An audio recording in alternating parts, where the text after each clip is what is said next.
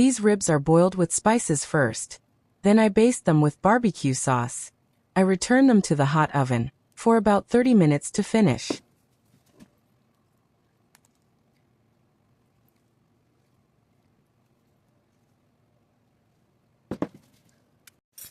When I'm ready to serve, I cut the ribs in serving-size pieces.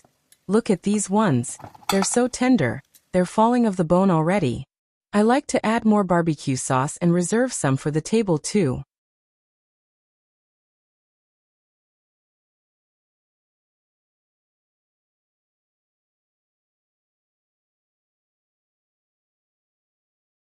Add a side dish. Nothing beats fries, at least for me, to complement the ribs. It all starts with my family-approved, homemade barbecue sauce.